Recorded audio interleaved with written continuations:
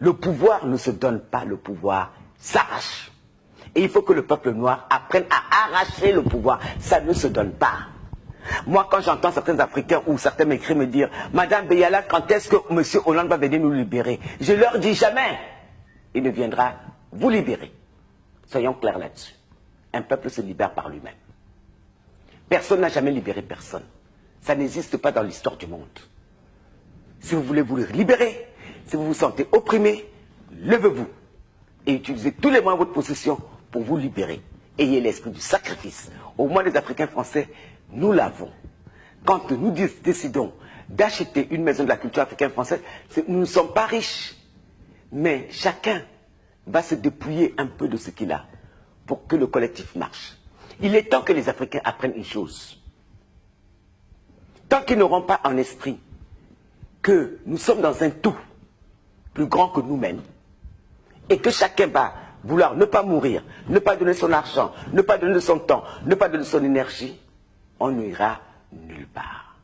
Et ce n'est de la faute de personne d'autre que de la faute de nous-mêmes.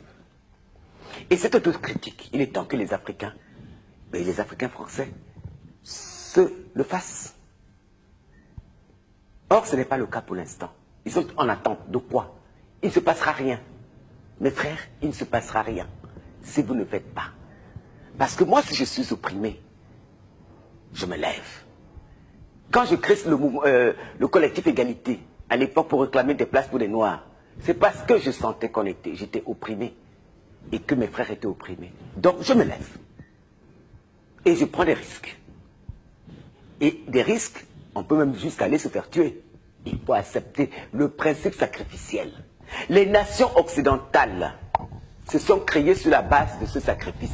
Même la France aujourd'hui, s'il n'y avait pas eu des hommes, des femmes, des enfants qui ont sacrifié leur vie en faisant leur révolution, la révolution française, on n'en serait pas là. S'il n'y avait pas eu la commune, on n'en serait pas là. Le sacrifice fait partie du processus de la construction des identités des nations. Nous, on ne veut pas le faire. On demande aux autres de le faire. Pendant des années, j'ai vu, on n'avait pas de maison de la culture. Les Africains français ont passé leur temps à aller demander qu'on le leur construise. Mais personne ne va te construire ta maison. Tu dois te la construire ta maison. Ils réclament qu'on aille libérer l'Afrique, mais personne n'ira libérer l'Afrique. Les Africains libéreront l'Afrique eux-mêmes s'ils le veulent. Pas en parlant, mais en agissant. Parce que ça fait des décennies qu'on les entend parler.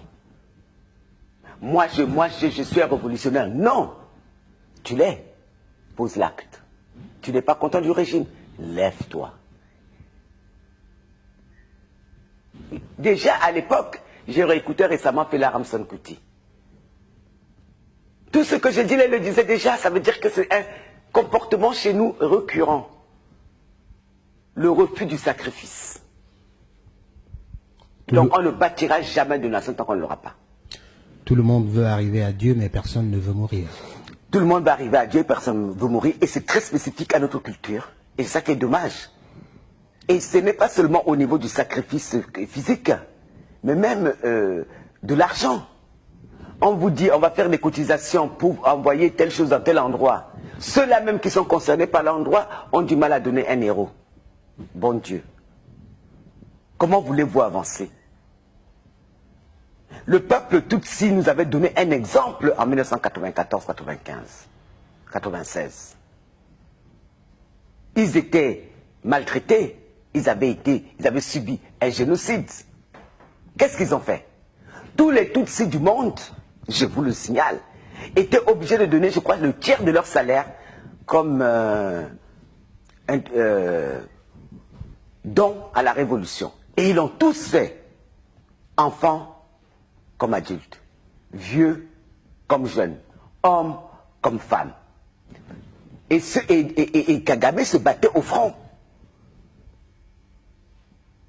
Là, j'entends des gens, oh, on est en train de nous tuer et nous, on n'est pas contents. Et ils marchent. Mais marcher. Mais marcher, c'est thérapeutique, certes. Mais ce n'est pas comme ça que l'histoire des peuples change. L'histoire du peuple change par le sens du sacrifice. Là, quand Hollande est passé l'autre jour à la télé, il appelait tous les Français au sacrifice économique pour redresser la France. Moi, je ne suis pas très heureuse de donner mon argent, mais je vais donner. Parce qu'à des moments précis de l'histoire, tout le monde doit faire le geste nécessaire. S'il faut donner un enfant, on donne l'enfant. S'il faut donner de l'argent, on donne l'argent.